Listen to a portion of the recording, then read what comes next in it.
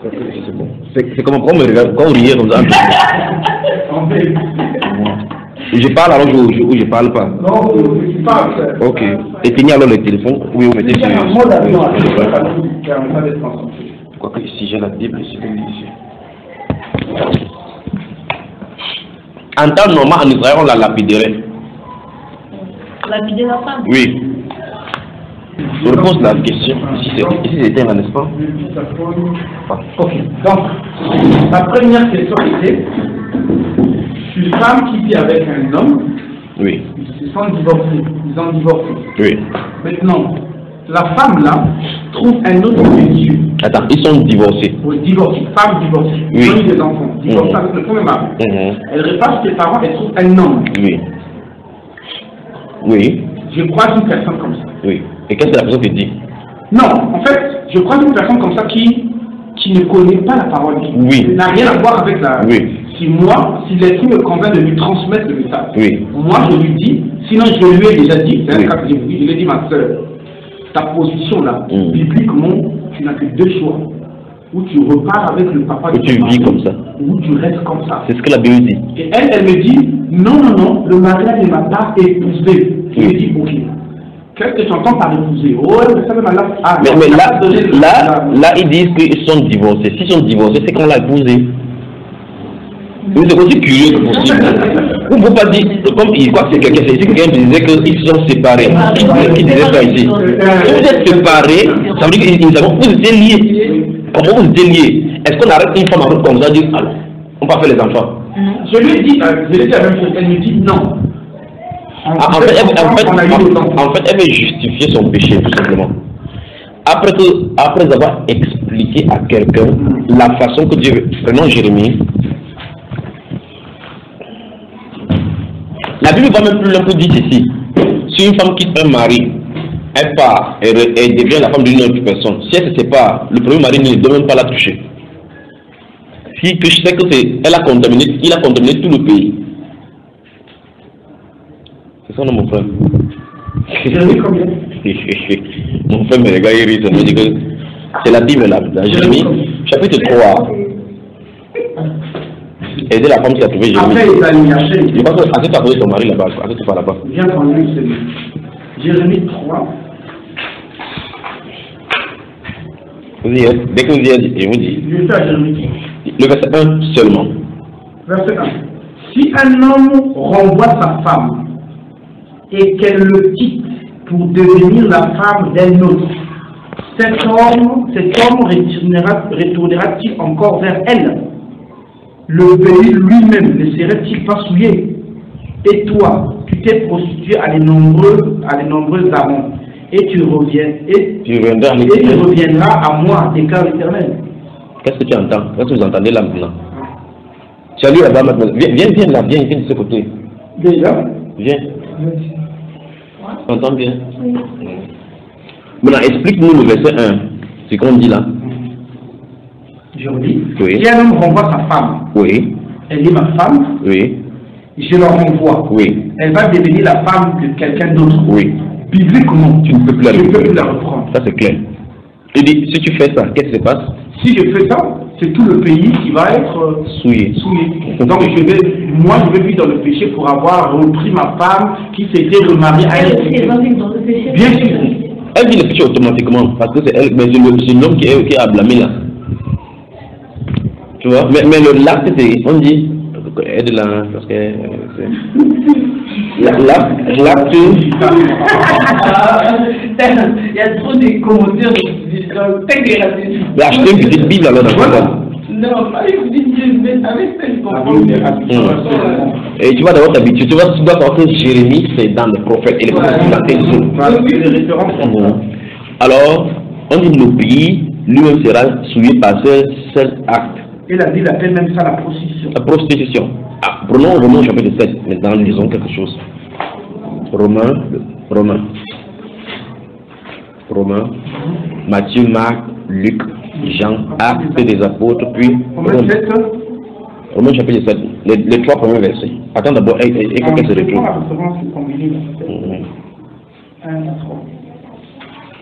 Vous y êtes. Tu vas voir maintenant. 7, 1 à 3. Je peux y aller? À volonté. Ignorez-vous, frères et sœurs, je parle ici à des gens qui connaissent la loi, que la loi n'exerce son pouvoir sur l'homme qu'aussi longtemps qu'il vit. Ainsi, une femme mariée est liée par la loi à son mari tant qu'il est vivant. Mais si son mari meurt, elle est dégagée de la loi qui l'a liée.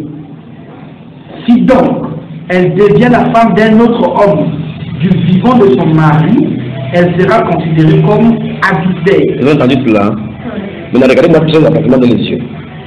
Ça veut dire que même si elle n'importe quoi, la femme se sépare, elle passe se marier avec quelqu'un, elle est adultère. La seule possibilité, c'est qu'il meurt et qu'il disparaît de la terre. Elle va même souhaiter que tu meurs. Mais même si quand quelqu'un te souhaite que tu meurs, Dieu te donne longue vie. Mais donc, si tu as eu d'amis avec quelqu'un avant que tu ne puisses mourir, Je comprends. on a dit que la femme peut se mettre avec un autre homme. Si je meurs. Oui, à condition que tu meurs, oui. D'accord, si tu es vivant. Donc tu ne peux pas. Donc si je te refuse, à qui l'exemple là, tu ne peux plus te remarier. Mais donc, si tu décèdes, donc, alors, tu es libre. Tu es libre. Le lendemain du jour, Donc, il si est. tu m'étais déjà mis avec un autre homme avant que tu De mon vivant. Tu es dans l'adultère. Donc, tu meurs, je veux rester dans la vie. Oui, tu es toujours dans l'adultère. C'est terrible, hein? C'est terrible. On est entré dans la phase de la restauration des voies de Dieu. Et il faut qu'on comprenne bien. C'est ça que je suis en train d'enseigner sur le Maron, la 6e partie, je crois bien. La 7e partie, je suis en train d'aller doucement parce que ici, ça va être sensible et je dois frapper fort, frapper vraiment fort. Donc, normalement, on devait dire à une jeune fille qui veut aller vivre avec un homme, est-ce que tu sais que tu t'engages, tu vas dans une prison? Oui, c'est pour ça qu'il y a un autre enseignement où j'ai intitulé le mariage est une prison. Il y a cet enseignement-là, le mariage est une prison. Donc, avant que quelqu'un s'y engage, il doit mesurer bien de près. Donc, comme dans ce Proverbe chapitre 20, verset 25, qu'est-ce que la Bible déclare? Mais quand tu ne vois pas la Bible, mon cher, la Bible c'est quand même curieux. Mais toi, tu n'as pas de Bible, vous êtes spectateur là. Pourquoi vous ne voulez pas lire? Vous avez peur de la Bible? Vous avez peur de la Bible ou quoi alors? Il faut comment?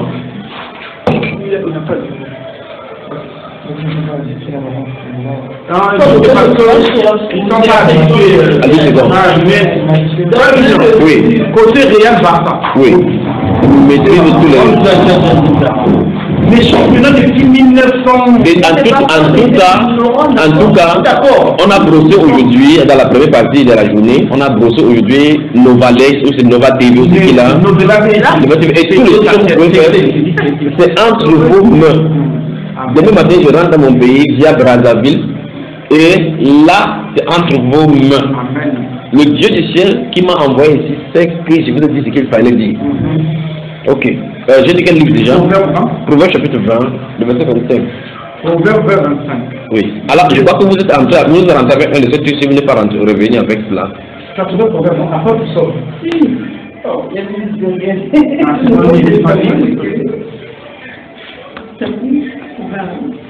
oui. C'est aux Hébreux. Dans Proverbe, c'est l'ensemble de la langue. On est complètement. Job, nous sommes.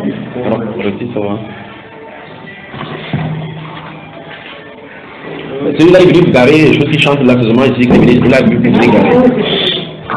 C'est un temps traditionnel. Proverbe 20, les a trouvés. Tiens. Proverbe 20. Ah, si tu peux lire là comme ça, mon cher, c'est possible. Non, lui, il n'a pas trouvé. Il n'a pas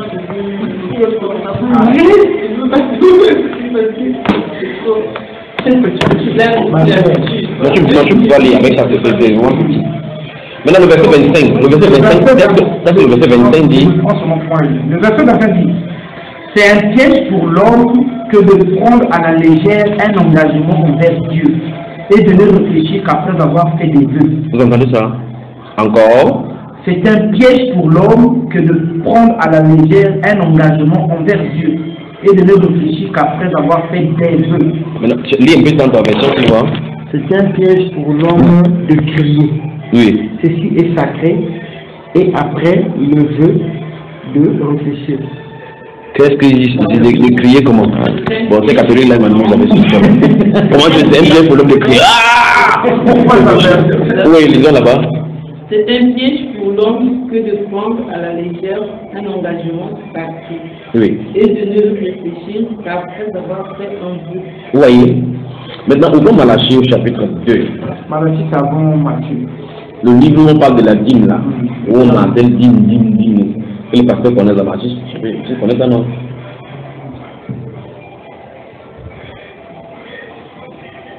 Malachi.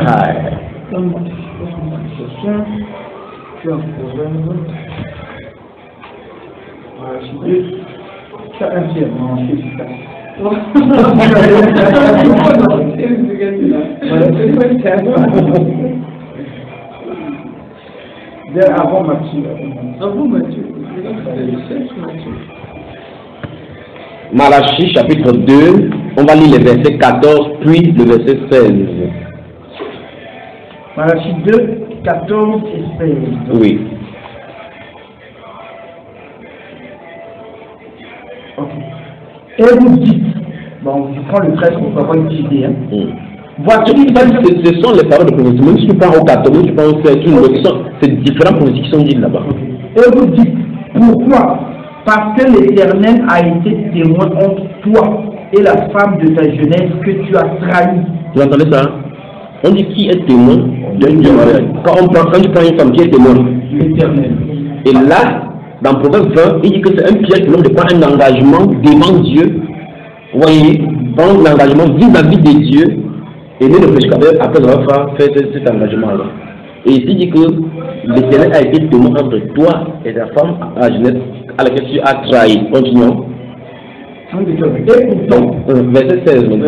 16. Oui. Car je déteste le divorce, dit l'Éternel. Vous avez entendu ça? Dieu dit quoi? Je déteste le divorce, oui, dit l'Éternel, le Dieu d'Israël. Et celui qui couvre son habit de violence, oui, dit l'Éternel, le maître de l'univers. Veillez sur votre esprit et ne commettez pas cette trahison. Vous avez entendu? Vous avez entendu, non? Oui. C'est pour cela que je disais, je ne sais pas si c'est ce que je me disais, quel que soit le problème qui se trouve dans un foyer, on peut trouver des solutions. La solution, ce n'est pas la séparation.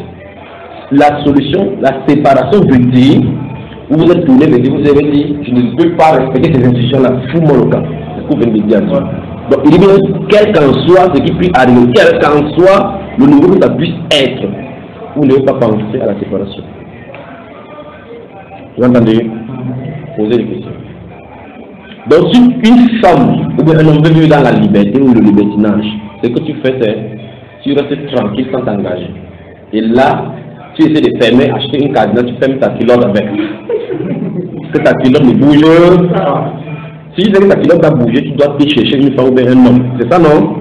Et quand tu le fais, sache que tu pars comme ça, au lieu de te mettre ton caresson en prison, c'est toi-même qui te mets maintenant en prison. Donc tu vas supporter toutes les conséquences. Amen. C'est dangereux d'être marié. Comment frère? C'est dangereux d'être marié. Mais quand Jésus a prêché, les disciples lui ont dit que si telle est la condition de l'homme vis-à-vis de la femme, ce n'est pas avantageux de se marier. C'est ce que les disciples ont dit, non? Ouais. Si on se marie, les enfants viendront d'où? De toutes les façons, il y aura les gens qui vont respecter les institutions de Dieu. Un homme croise une femme. Oui. La femme lui fait savoir qu'elle n'a pas d'enfant. Oui. Le gars marie la femme. Oui. Il s'engage de vivre avec sa femme. Oui. Et découvre que la femme avait l'enfant. Oui. Elle vient me demander, le monsieur vient me demander conseil. Tu lui dis qu'il pardonne ta femme. C'est ce que la Bible nous dit. La Bible dit que ton frère a péché 7 fois la journée, il va te demander pardon, tu lui pardonneras. C'est écrit que tu dois lui pardonner. Il a péché. Elle a péché seulement dans ce mensonge-là. Toi, également, tu as dû pécher. Et lui aussi. Il y a des hommes qui avaient des enfants de eux, les histoires à leur femme aussi. Quand elle découvre, il faut qu'elle va divorcer pour cela. Il n'y a pas de motif. Elle m'avait trompé, elle m'a pas dit la vérité. Elle n'a pas dit la vérité. C'est une faute. Tu dois lui pardonner. Un point, un trait. C'est une faute comme tous les autres fautes. C'est peut-être comme elle pouvait dire, par exemple, elle pouvait avoir menti sur son âge, ou avoir menti sur son niveau d'études, ou avoir menti sur ses fréquentations. Puis après, la fille te confesse, c'est la même chose, c'est le mensonge. Un homme croise une femme. Mais pourquoi tu es toujours avec les hommes et les femmes la première temps? Donc tous les problèmes, vous avez dit à point noir, c'est l'homme et femme. Je vais juste voir qu'elle se fait après compliqué. Oui. Mais pourquoi vous allez loin derrière? Rafraîchez-vous comme ça. Rafraîchez-vous. Quand vous êtes dans les autres dimensions, vous allez à l'hôtel, non? rapprochez. Voilà, rapprochez. Vous avez les séries de ces choses ici, là, donc, ça va marcher. Oh, la clé. Ok, parce que moi, je vous dis. Oui, un homme croise une femme, ils décident de vivre ensemble, ils ont un ou plusieurs enfants, et quelques années après, l'homme découvre que c'est sa cousine directe. Oui. Je lui conseille quoi? Tu veux d'abord conseiller quoi? Bon, déjà qu'il y a l'inceste. Laissons d'abord que ça soit proposé. Si c'était sa soeur, sa demi-soeur, peut-être l'enfant, il peut peut-être raconter une histoire encore plus compliquée que cela. Un homme qui rencontre, voilà, un homme qui rencontre cette soeur-ci, écoute très attentivement. Ils ont des enfants, après, avec l'aventure, après qu'ils se séparent, l'enfant va en Europe. Puis celle-ci va encore rencontrer une soeur, là, elle se marie maintenant, ceux-ci se séparent. Écoutez très attentivement. Et ils font les enfants ensemble, les enfants aussi vont en Europe, les enfants se ressemblent là-bas. En temps, celle-ci n'a jamais dit à celle-ci là que c'est son enfant. Tu comprends cela? Que c'est son enfant. Après, il vient comme ça. Celle-là va voir son père, dit j'ai mon mari dans ton pays. L'autre dit c'est possible. Les deux disent ok, on va venir chez nous pour nous marier. Les deux chez sa sœur, comme ça, la femme est au milieu. Personne parmi les deux ne sait que c'est le frère là-bas. Vous dites je ne peux pas me marier. La femme dit pourquoi? Opposition. Vous dites comment vous allez résoudre cela? Et en passant, en rentrant, il rentre avec deux petits gosses. Aïe. Vous allez faire quoi? Ah, franchement, si conseil me demander, parce qu'il y a l'inceste et l'ignorance, je me dis, est-ce que par l'ignorance, Dieu va-t-il accorder l'inceste? Dieu va pardonner l'inceste? Je pense que comme ils ne savaient pas, éthiquement, et qu'ils ils connaissent la lumière, je pense qu'ils peuvent continuer puisqu'ils le savaient pas. Ok. Posez des questions, frère. Vous savez qu'Abraham, Sarah était sa petite soeur. Non, ah, Guélo voulait me décapiter hier. Vous savez ça, non? Vous ne savez pas? Mais quand on a dit, est-ce que tu as vu dans la Bible? Chaque fois qu'on me dit n'importe quoi, vérifie dans la Bible pour pouvoir aller dire. Parce que tu vas vu dans la Bible. Mais il fallait lui demander que montre-moi aussi écrit. Et c'est aussi simple que possible. L'histoire de Sarah et Abraham, il y a un endroit dans la Bible où on raconte. Quand ça fait un moment, ça te dérange, tu dis donne-moi un peu de temps. Tu t'assois, tu lis, tu racontes ça toi-même. Quand tu vas raconter toi-même, ce n'est plus personne qui t'a dit, c'est la Bible qui t'a dit. Donc Abraham n'a jamais menti, comme les gens le disent. Abraham utilisait l'avantage de l'un des volets qu'avait Sarah. Quand il avait quelque chose, il savait qu'il était en danger, il dit que tu es ma soeur, donc ici là tu te comprends comme ma soeur. Il avait raison. À un moment donné, maintenant, il dit c'est mon frère. L'apôtre Paul a fait la même chose. L'apôtre Paul? Oui. Pourquoi tu me regardes comme ça, frère? Tu es fâché? Non, parce que... C'était vague. Tu n'as jamais vu là où on l'a chicoté, il a dit est-ce que vous êtes permis de taper un Romain? Le chef dit ah, tu es Romain? Il dit oui, je suis Romain. Là, à partir de ce moment, parce que les Romains ne doivent pas chicoter les Romains, traiter les Romains comme les autres citoyens. À cet instant, il a déclaré sa nationalité romaine, on l'a laissé tranquille. À un moment donné, c'est faire une d'une assemblée, il dit que moi je suis Saul de la ville d'État, Benjamin, fils de Benjamin, pharisien. C'est pas ça. Il est pharisien finalement ou il est romain? Il est pharisien finalement ou il est romain? Ah, comment? Il a la double nationalité. Si j'ai la nationalité américaine, je suis ici maintenant comme Camerounais. Vous tentez de me faire quelque chose, je sais qu'effectivement en déclarant ma nationalité américaine, vous ne pouvez rien me faire. Je dis que je suis américain. Même les policiers vont me poser les gens doucement comme ça, se ficher tranquillement. Parce que si touche un américain, quand il cherche un problème diplomatique entre votre pays et les États-Unis. C'est exactement cela. Or, si j'ai les doubles nationalités, j'ai le droit d'utiliser une nationalité quand ça m'arrange. Voilà, c'est ça qu'on dit qui sont dans la Bible. Mais c'est pas le mensonge. Des questions? Oui. Si un homme ces gens qui ont souvent pour aussi les mariages. Si un homme, si une femme, si un homme, si une femme. Oui, allez-y. Bon, avant qu'il soit chrétien, oui.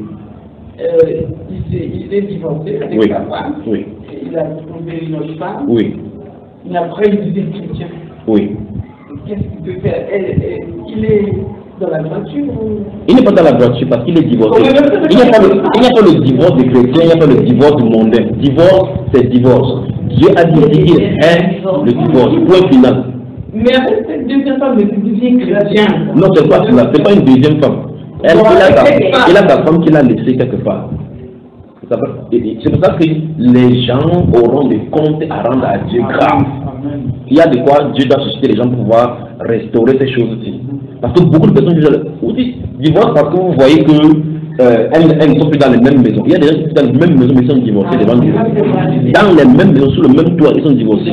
La femme va dormir avec les enfants. L'homme dort là-bas. L'homme se tourne comme ça, se tourne même dans le même lit. C'est toujours là-bas. Et quand la mère te dit, laisse-moi. Laisse-moi. Après tu te tournes. Elle se tourne et dit, oh. Et la Bible donne un commandement que la femme ne se prive point de son mari, que son corps ne lui appartient pas. Donc si le monsieur comme ça, il lit la Bible et il dit, oh, prépare te donner ma chose là. Tu vas lui donner.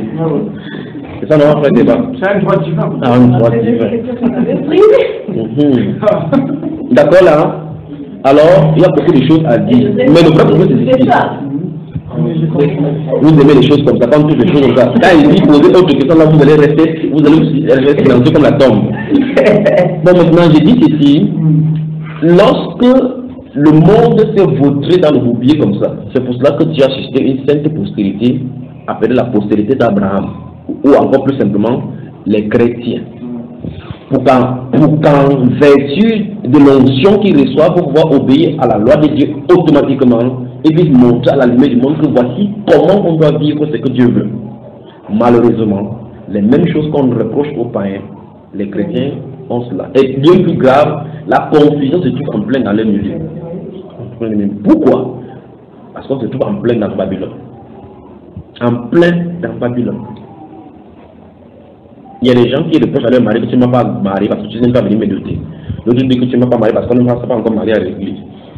Puis ça se fâche parce qu'elle dit que je ne sais plus que je suis marié, je ne suis pas encore allé communier parce qu'on dit que je ne suis pas marié à l'église. Vous voyez des choses là. Dans sa tête, c'est qu'elle n'est pas mariée. Il y a beaucoup de choses à restaurer. La question d'abord c'est, est-ce qu'on veut obéir Dieu ou les hommes? Il faut que cette question soit d'abord tranchée. Si on veut obéir à Dieu, ça veut dire que toutes les traditions que les hommes ont établies, si ce n'est pas compromisé, ça ne nous concerne pas du tout. C'est la guerre, c'est le problème. Il n'y a pas de problème, la guerre a été déclenchée depuis, c'est une nouvelle guerre. La guerre a été le jour où tu dis que Seigneur, j'ai décidé maintenant franchement de marcher avec toi. La Bible déclare, vous aurez des tribus, ça peut venir dans tous les côtés, dans le travail, dans ta famille, etc. Donc pour le mariage, ce n'est un cas parmi tant d'autres. D'accord? Vous savez comment me voyez comme ça, n'est-ce pas? Je suis radical jusqu'aux os. C'est pour ça qu'ils ont cherché le mot fanatique, ils n'ont pas encore trouvé. C'est pas ça du tout. C'est pas ça dans ces questions. C'est que si la Bible dit A, on dit le même A. Si ça bouge plus. Oui. Une question. Suivant le message que vous nous donnez ce soir, maintenant s'il arrivait par exemple, le père de la soeur Grace demandait par exemple que tu prennes ta fille en mariage. Mais non, je l'ai appris. Oui, ça tente de façon que tu... Je la prenne comment encore? Je l'ai déjà pris en mariage, ça ne peut plus se passer. Ils sont assez intelligents pour ne pas m'affronter pour dire des choses comme ça. Son père peut peut-être comprendre. Il va venir arracher Grace dans la maison, c'est ça? Dis-moi, pour que je parle de mon cas, il va venir dire à Grace que Grace sort d'ici pour parler, c'est ça? Son père est assez intelligent pour dire à Grace qu'après Dieu c'est ton mari. Il a dit ça plusieurs fois. Maintenant, il a intelligent pour les cas par exemple comme vous là, c'est votre cas avec vous. Et moi je vous parle dans votre cas. Parce que chacun est cas par cas. Donc tu parles de ton problème avec ton beau-père. Tu comprends ça? Tu comprends ce que je dis? Et ma belle famille. C'est ça qu'ils sont avec ta belle famille, tu parles de ton problème avec eux. Moi j'ai déjà résolu mon problème. Voilà, donc tu vas subir cette vérité avec ta belle famille. Je crois que je l'ai dit dans l'enseignement, non? J'ai dit ça dans l'enseignement déjà. Donc les frères pandémiques disent que le frère du camarade qui vient prendre ma femme ici. Non, ça ne marchera pas comme ça. Tu dois résoudre, tu dois affronter le problème. Si tu essayer de donner une solution pour le cas de ton mariage, le jour où tu seras dans ton emploi, on va dire, ou tu fais la production sur ton renvoi, tu vas se mettre 4 millions. Si tu étais dans un travail, on te dit fais la production sur ton renvoi. Je ne réponds pas à cette question. Chacun doit être face à son destin et résoudre ses problèmes, prendre position. Parce que le jour où tu entres dans ta vie éternelle, tu n'as pas envie de donner une partie de ta vie éternelle. D'accord? Vous savez que c'est quand c'est que la vérité, la vie dit qu'elle marche dans la vérité. D'accord?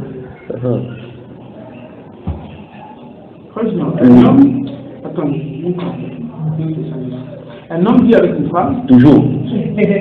C'est toujours le problème de femme et de l'homme. Prends un peu de ça, Oui. Ils ont un enfant. Oui. La femme décide d'abandonner l'enfant. oui. Elle va pour toujours. Oui. L'homme là, et tu se remaries. La femme n'a même pas dit qu'on a fini. Elle est portée du sang, elle est partie, elle a négligé l'enfant. L'homme a attendu une année, 2 ans, 3 ans, 4 ans. La femme ne revient pas. Oui. N'appelle pas être Elle ne vient plus jamais. Oui. Supposons qu'il s'est marié le lendemain, elle vient. Il essaie de saler seulement le problème. Supposons après avoir fait 12 ans ou 15 ans, si tu es marié aujourd'hui, elle revient. Qu'est-ce que tu dis? Je dois me rassurer si elle n'était pas mariée là où elle est partie pendant ces 12 années. Oui. Et si elle dit elle oui, elle n'était pas mariée. Oui.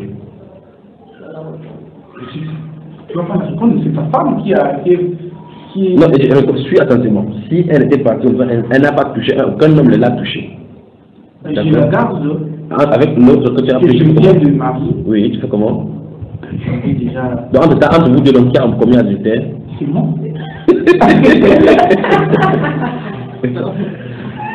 Vous voyez, c'est une chose terrible. J'arrive là, il faut qu'on réponde à cette question. C'est une chose terrible pour une femme de se soustraire de son mari. Je vais vous donner un petit aperçu maintenant. Je vais pas entrer dans l'enseignement, d'accord? On va lire quelque chose et je vais certainement vous dire quelque chose qui va vous choquer. 1 Corinthiens chapitre 7. On va finir de lire et puis je vais vous dire ce que je vais dire. Que Dieu notre Père vous bénisse. Il y a des fois où vous lisez, vous croyez que vous avez lu. Vous venez lire la même Bible comme ça, là, après un temps vous voulez jeter votre Bible. 1 Corinthiens chapitre 7. Vous y êtes, c'est moi qui vais lire cette fois-ci. Bon, je crois que je vais donner à partir du verset 8. Faites Eva, je veux que tu me lises le verset 8. Quand tu vas lire doucement, parce que bientôt je vais te dire stop. Allons-y. À ceux qui ne sont pas mariés et pour eux, je dis qu'il est bien pour eux de rester comme moi. 9. Mais s'ils ne peuvent pas se maîtriser, qu'ils se marient. Car il vaut mieux se marier que de diviser. Oui, verset 10. À ceux qui sont mariés, j'adresse non pas moi, mais le Seigneur. Stoppons d'abord. Vous voyez que ici l'apôtre Paul parle des deux situations. Et dans les deux situations, la première situation donc qu'il adresse, c'est lui qui parle. Il dit que si vous manquez de maîtrise de soi, mariez-vous. Il parle aux veuves et à celles qui ne sont pas mariées. Vous voyez? Il dit que si tu sais que tu ne peux pas rester comme ça sans te marier, si tu sens ton corps que quand un homme passe, il dit marie-toi.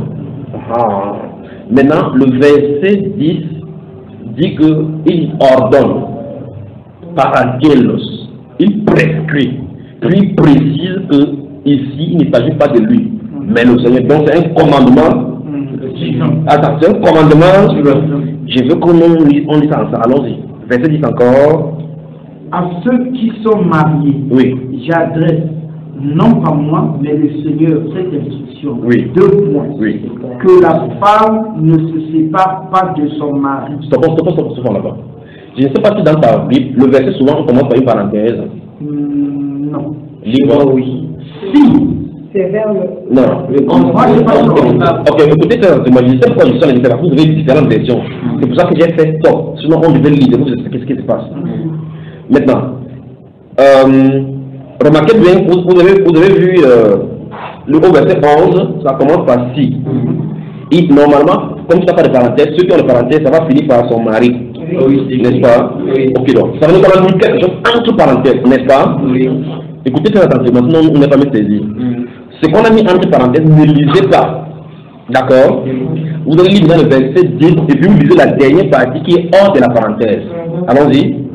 À ceux qui sont mariés, oui, j'adresse non pas moi, mais le Seigneur cette instruction. Oui. Que la femme ne se sépare pas de son mari. Oui. Si elle est séparée de lui, qu'elle reste. Non, c'est pas ça. C'est parce que tu as pas la parenthèse. Ah, moi je ne sais pas. Non. Donc, c'est que tu as les lignes là, toujours dans la parenthèse. Alors, lis le 10 et puis la partie de la parenthèse là. Quand on va lire, après on va te donner la chose, mettre une petite parenthèse, alors pour saisir cette chose-ci. Allons-y.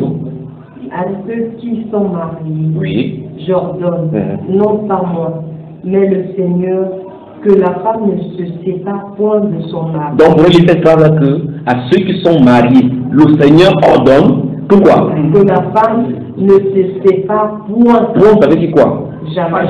Ne réalisons avec jamais. Allons-y encore. Le Seigneur que la Non. Relis bien pour qu'on puisse saisir.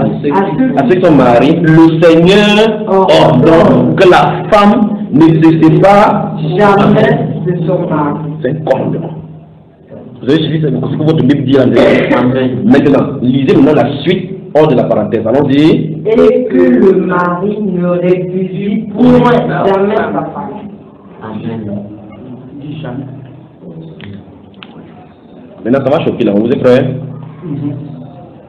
Vous êtes prêts? Amen. Lis maintenant à haute voix la parenthèse. Si elle est séparée, qu'elle demeure sans se marier ou qu'elle se réconcilie avec son mari. Maintenant, regardez-moi bien dans les yeux. Regardez mes yeux bien. On ordonne à la femme de se réconcilier à son mari, mais on ne dit pas ça à l'homme. Amen. Ça devait vous faire réfléchir 4 fois là, dans cet homme. Vous regardez bien mes yeux, non?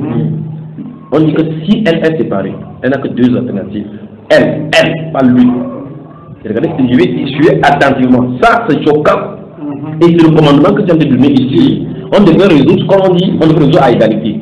On devrait dire si l'homme se sépare, qu'il nous y reste comme ça, ou bien il se marie. Mais ce n'est pas dit de l'homme, c'est dit de la femme. Donc on n'a pas un problème avec Dieu. C'est la femme qu'elle se réconcilie avec son mari. Elle oublie se réconcilier. Donc quand la femme souhaite du mariage, elle n'a que 2 alternatives. Soit elle se réconcilie, soit elle demeure sans se marier. Mais je veux que vous regardez que cette condition n'est pas imposée à l'homme. Allez, quand je dis que tu as regardé Jésus, je vais te demander pourquoi. C'est moi qui ai écrit là-bas. La seule Laurent, le mec qui a dit vous voyez, n'est-ce pas?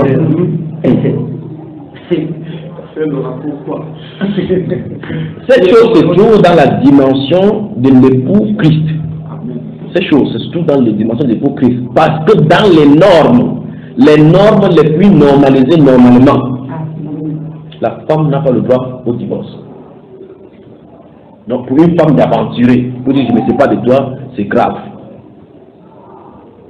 Oh, ok, maintenant, c'est choquant également, n'est-ce pas? Si tu vois un garçon en route, tu vas dire pardon, je vais t'épouser. Dans ce cas, si tu veux épouser, pourquoi tu veux divorcer? C'est clair. Si tu ne peux pas aller demander en mariage, pourquoi tu veux divorcer? Donc tu vois, toi-même naturellement, tu ne dois pas aller demander à un homme que je t'épouse. Dans ce cas, comment tu vas lui dire que je te divorce? Il aura même peur de t'épouser. Que je t'épouse, il dit non, là c'est trop facile, là, c'est sûr que tu as un piège là. Vous voyez? Mais la Bible prophétise que sur la terre, la femme va épouser les hommes. C'est écrit dans votre Bible, dans les prophètes. Ouais, hein? Alors cette Bible-ci me dit, je vais arriver, c'est pour ça que le cas de divorce là, il va falloir que je prenne du temps là-dessus pour bien discuter, pour que ça, quand les gens écoutent ça, que ça soit une fois pour toutes réglé. Alors, la femme en réalité, en gros caractère réalité, n'a pas le droit de divorce. N'a pas le droit d'aller demander le divorce. Il dit bien en réalité. Vous me suivez, frère? Si elle est séparée, qu'elle demeure sans se marier ou qu'elle se réconcilie avec son mari, donc la femme se sépare, l'homme répudie. Vous voyez la différence là? La femme se sépare, mais l'homme répudie. La femme n'a pas le droit de répudiation.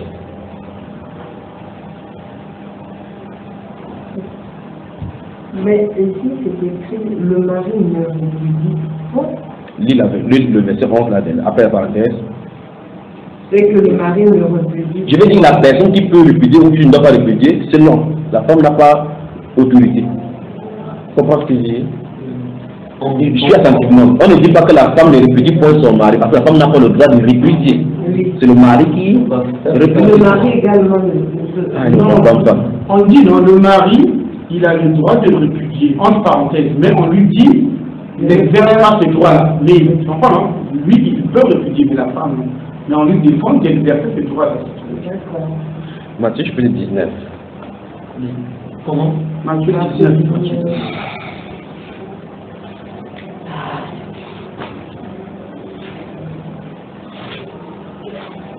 Oui, le verset. Vous êtes tous bien ouverts.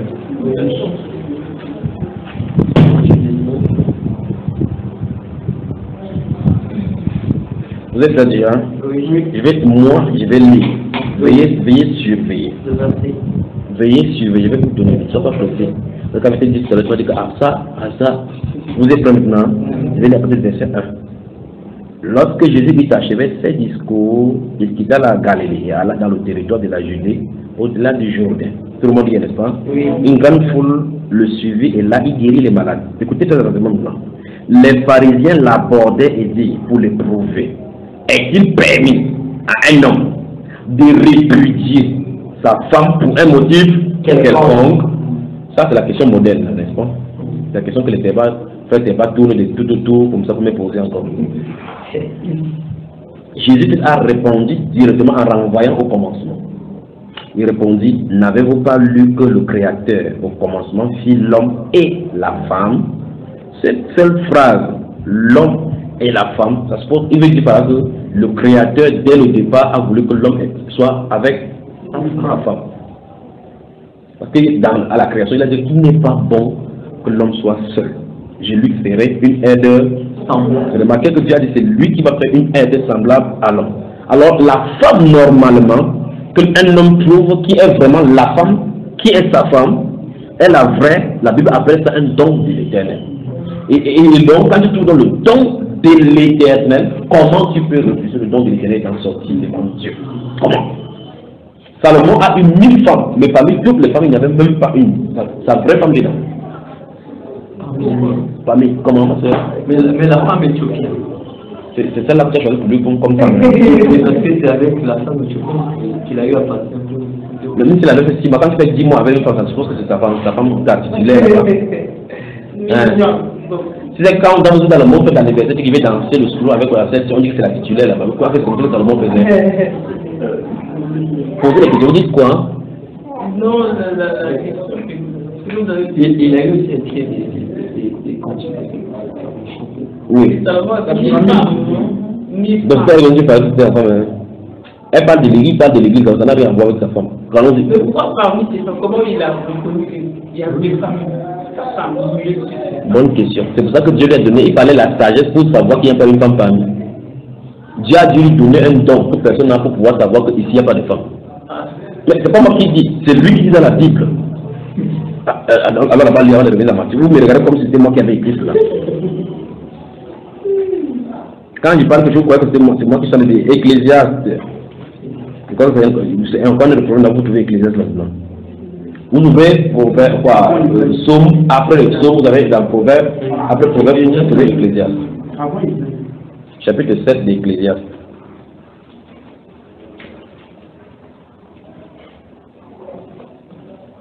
Et quand vous allez lire ça maintenant, vous allez voir.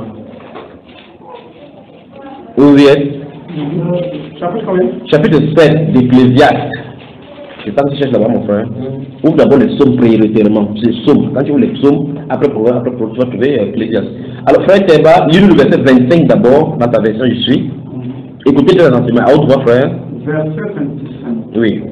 J'ai appliqué mon cœur à connaître. Oui. À explorer. Oui. Et à rechercher la sagesse. Oui. Et la raison des choses. Oui. À connaître la stupidité de la méchanceté et la folie de la sottise. Vous avez entendu ce qu'il a fait, n'est-ce pas? Ma soeur, là, est-ce que tu y es même déjà? Tu y es. C'est quelle version tu as? Chapitre 25. Verset 25. Allons-y, lisons encore cela. C'est même pas là, on a résumé, c'est vous voyez l'onction qu'il avait. Allons-y. 25. Encore.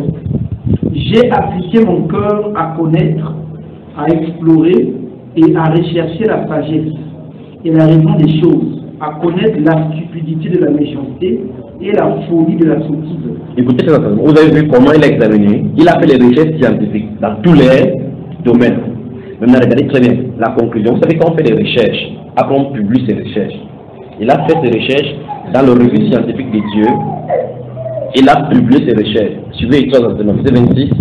Verset 26. Et j'ai trouvé plus amère que la mort la femme dont le cœur est un piège et un filet, et dont les mains sont des chaînes. Celui qui est agréable à Dieu lui échappera. Mais le pécheur sera capturé par elle. Vous avez entendu ça? Vous avez entendu? Ce n'est pas encore fini, on arrive. Donc quand il faisait des recherches, il a vu que si on place la mort comme ça, on place une femme qui ne respecte pas la norme de Dieu, il préfère prendre la mort que la femme là. Il dit hier maintenant. Il a dit qu'il a trouvé plus amer que la mort. Si une femme est plus amère que la mort, vous ferez bien réfléchir avant de vous avancer dans le mariage. Donc voilà les recherches scientifiques qu'il a fait. Il a fait. Pourquoi même l'apôtre Paul a préféré dire qu'il est mieux qu'il devrait. On avance. On avance. Voilà pourquoi la Bible parle de la femme vertueuse. La femme vertueuse. Et la Bible déclare dans ces proverbes-là que celui qui a trouvé une femme a trouvé le bonheur. Quand on dit une femme, mais il y a les femmes qui se balancent partout, que ils font pas le point, oh, il trouvé le bonheur. La Bible dit vaut mieux habiter à l'angle d'un toit qu'habiter sur un toit avec une femme querelleuse. C'est ce que la Bible dit? Juste. Ok. Maintenant, la Bible déclare ici là, donc une femme dont le cœur est un piège et les mains des filets, elle est plus amère que la mort. Donc on met la mort, on met ces femmes. Salomon dit tuez-moi. C'est pas toujours fini. Continuons le verset suivant. Verset 27. Oui. Voici ce que j'ai trouvé, dit l'Ecclésiaste. Écoutez tout attentivement. On examinait les choses une par une pour en comprendre la raison. Oui. Et voici ce que je cherche encore sans l'avoir trouvé. Vous entendez? Continuons. J'ai trouvé un homme digne de ce nom sur 1000. Oui. Mais je n'ai pas trouvé une femme parmi eux. Parmi eux tous, n'est-ce pas? Parmi eux tous, pas vrai ma soeur. Je vous dis que le chose que Salomon a fait, il n'a pas trouvé le femme. Vous dites, vous me regardez comme si c'était moi qui ai dit. C'est lui-même qui a dit que parmi les hommes qu'il a pu chercher, il a fait les ignorants, il a examiné chaque chose. Quand il faut le foulard, il dit pourquoi le foulard? Pourquoi telle chose? Pourquoi l'ongle est ici? Pourquoi les fourmis sont comme ça? Pourquoi les rois sont... Pourquoi? Il avait des réponses à tout. Il est arrivé sur les femmes. Il prend la Sunami, ça ne donne pas. Il prend l'Éthiopie, ça ne donne pas. La Gilgazia, ça ne donne pas. Il prend le Sona. La Samaritaine, ça ne donne pas. C'est pour ça qu'il avait 1000 femmes. Donc Salomon était dans le laboratoire de Dieu pour tester le cœur des femmes, pour nous dire, mes chers amis, vous qui arrivez là-bas, faites attention. Il nous a dit, faites attention. Après, il conclut que si vous parvenez à trouver la femme dans votre vie, c'est le don que vous apprenez de Dieu. Donc pour lui, il n'a pas trouvé. Dieu lui a donné la sagesse de chercher, il n'a pas trouvé de femme. Alors je pose la question, qu'est-ce que Dieu appelle par femme selon lui? Vous devez réfléchir très bien. Que une bonne femme, c'est celle qui prépare à son mari. Prépare son mari. C'est aussi qu'une femme prépare, elle est une bonne femme. C'est pas ça. Vous devez aller devant Dieu encore davantage pour savoir c'est quoi une femme que Dieu attend pour son mari. Voilà pourquoi quand les femmes ne connaissent pas les caractéristiques que Dieu leur attend, elles sont mal barrées. Vous allez beau dire n'importe quoi, vous êtes mal barrées. Comment? Ils sont mal barrés, oui. C'est pour ça qu'il y a... Absolument, je pense que c'est ça qu'il a dit. Maintenant, suivez l'enseignement. Il y a deux enseignements que vous avez reçus. L'un des enseignements, c'est femme comme agent de destruction massive. Et l'autre, c'est femme, vous avez des problèmes avec Dieu. Voilà le qui va, les deux titres. Ces deux enseignements-là, quand vous allez suivre, vous allez regarder la leçon, vous allez réfléchir très bien, vous allez dire, Seigneur, change mon état. Femme, vous avez des problèmes avec Dieu. Vous ne savez pas cela. Lorsqu'on prêche, les gens commencent à dire, ah non, la foi est dans le cœur. Si on parle dans ton cœur, on va trouver quoi? Salomon est allé dans son zoom. Il a pris le télescope de la sagesse. Il a fait comme ça, là, guetter le visage d'une femme, il dit, waouh! Il a dit, waouh, son visage. Après, il dit, waouh, vous voulez voir ce qu'il a vu dans son cœur? Je vous dis ce qu'il a vu dans son cœur. Il a vu un filet qui est caché quelque part. C'est ce qui est écrit là. Il dit que la femme dont le cœur est un filet et un piège. Comment il a fait pour savoir qu'il y a un piège et le filet dans le cœur d'une femme? Alors, il dit que tous ceux qui sont agréables à Dieu, la seule possibilité d'échapper à ces des femmes, c'est que tu sois agréable à Dieu. Et les péchés sont pris par elle. Les péchés seront pris par elle. Alors maintenant, qu'est-ce qui se passe? Allons dans Proverbe chapitre 6. Vous voulez qu'il parle? Vous voulez pas qu'il parle? Vous voulez pas qu'il parle? On veut y aller. Donc, pour Salomon, vous prenez des chansons de nuit, vous pouvez trouver un homme bon là-bas et royal. Mais prenez toutes les femmes, cherchez la femme de tout, vous allez voir. Proverbe chapitre 6, on y va. Nous allons lire les versets 20 à 25. Vous allez voir. Allons-y. Mon fils, oui, garde le commandement de ton père. Oui. et ne rejette pas l'enseignement de ta mère. Oui.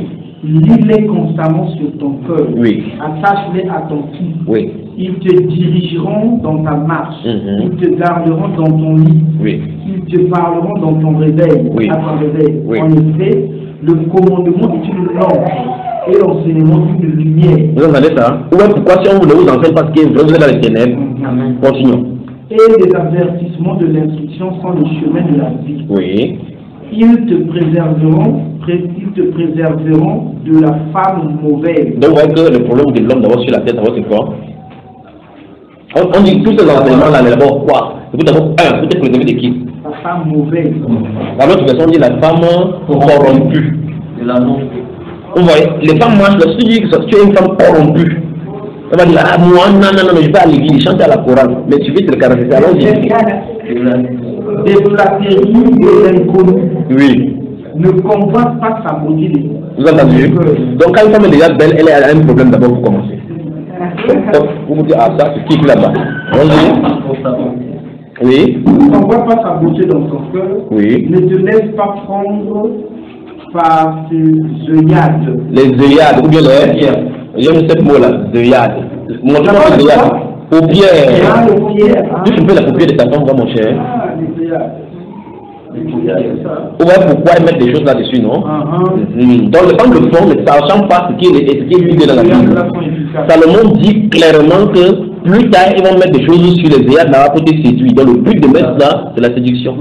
Mais elles font comme ça, elles prêchent. Elles font comme ça, elles prient. Elles font comme ça, elles louent Dieu. Tu leur dis qu'elles sont dans les célestes de Satan, ils comprennent pas. Vous entendez les fois? C'est les femmes pour la voiture. Vous suivez là, hein? Alors, revenons là, avant qu'il parle des femmes, je vais parler de ça plusieurs fois. La femme, c'est une bombe à destruction massive. Elle envoie en enfer plus que tout autre péché. Maintenant, regardez ici. Ce livre-là dit, rentrant dans notre Matthieu, je disais, parce que c'est là où ça nous a amené là. Préparez des terrains parce qu'on va y aller. Matthieu, c'est là où nous avons commencé. Quand on passe, non, d'abord, on oublie là où on est passé, là où on est passé. Hein. Matthieu 19. Nous disons dans Matthieu 19, vous nous faisiez poser ça à Jésus, non, mon frère? Dans le verset 3, nous avons dit, enfin, nous étions au verset 4 où il a répondu, n'avez-vous pas lu ce que le Créateur fit au commencement? C'est ça, non? Que au commencement fit l'homme et la femme, et qu'il dit, on dit que c'est le Créateur qui avait dit, c'est pourquoi l'homme quittera son père et sa mère et s'attachera à sa femme et les trois deviendront une seule chair. Les deux. Combien, frère? Les deux. Ok, continuons seulement.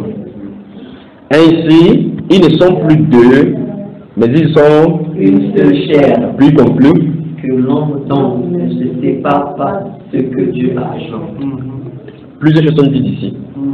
Aucun être humain ne doit s'initier dans un autre couple pour créer la séparation sous aucune forme. C'est le commandement ici. Que l'homme donc ne sépare jamais ce que Dieu a. C'est ça, non? Maintenant, dites-moi, qui joint le mariage? Qui joint l'homme et la femme? Dieu lui-même. Hein? Dieu lui-même. Qui donc peut donc les disjoindre? Comment Dieu va disjoindre quelqu'un? Disjoindre. C'est ça qui sonne. Puisqu'on a dit on les a joints, non? Quand tu joins, tu peux disjoindre. Mais quand un homme vient dire déchire l'acte de mariage, va au tribunal, vous vous séparez. Ou quoi que vous vous êtes séparés?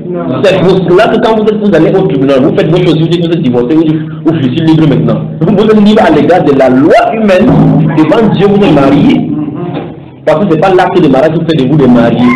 Si les gens peuvent comprendre ça, ils ne sont pas dans ces choses-là. Vous dites que non, attends que ma procédure de divorce finisse d'abord au tribunal. Ta procédure de divorce finit au tribunal.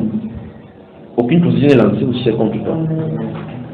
Je ne sais pas si je me suivais. Alors le Seigneur Jésus nous a dit là-bas par le commandement dans 1 Corinthiens 17, nous avons lu aujourd'hui les versets 10 et on suit encore, tu vas dire ça même cette fois mon frère. Bon, maintenant, il a dit dans 1 Corinthiens 17, verset 10, où nous avons lu la parenthèse là, il a dit que l'homme ne répudie point sa femme. Point. Nous avons lu dans la chapitre 2, verset 14 et verset 16 là, il dit qu'il hait la répudiation, il hait le divorce. Continuons ici la lecture, on arrive. Je vais lui préparer des théorèmes déjà, il ne faut pas que tu l'essayes, on y va. Maintenant, Écoutez sérieusement, quand le Seigneur leur a donné cette réponse, ils vont continuer encore à la charge. On avance. Qu'est-ce que l'enfant veut là? Il veut seulement me passer la doigt avec moi.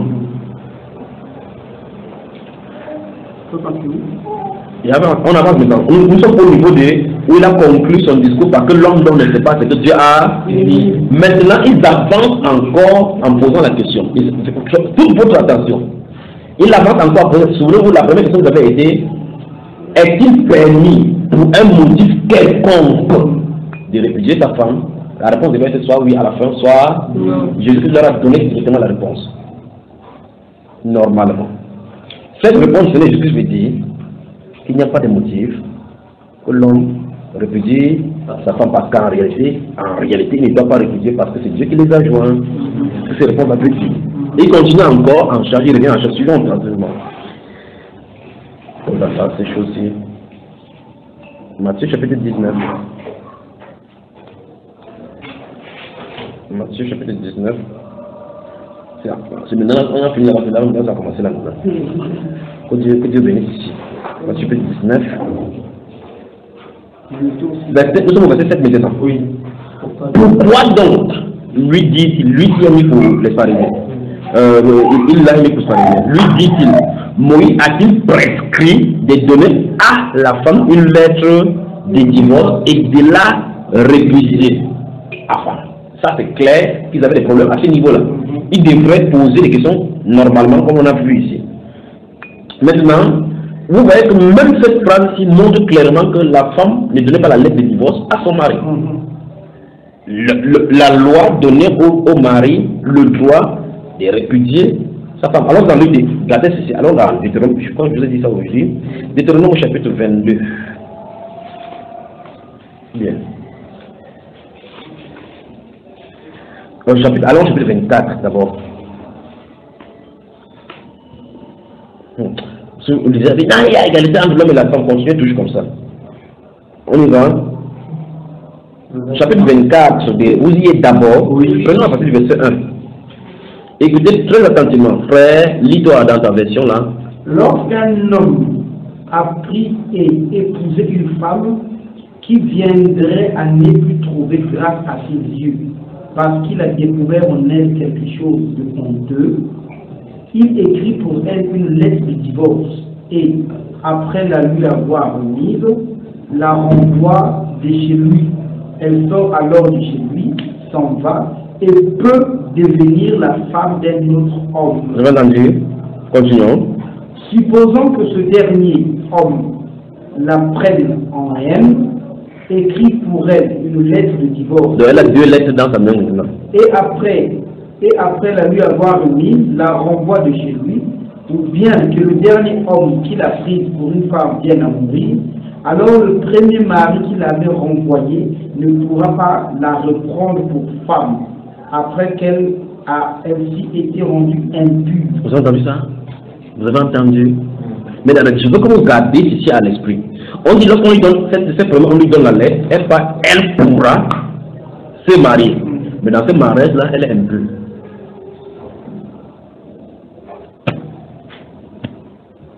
D'autres versions parlent de souiller.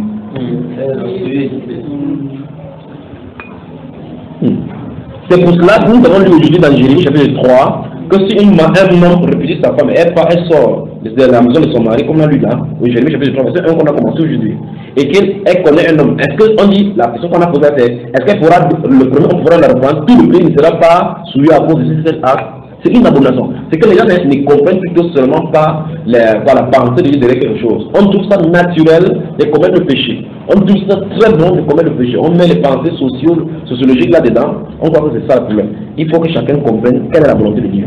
Pourquoi est-ce que Dieu dit que c'est une pensée, une chose de souillure?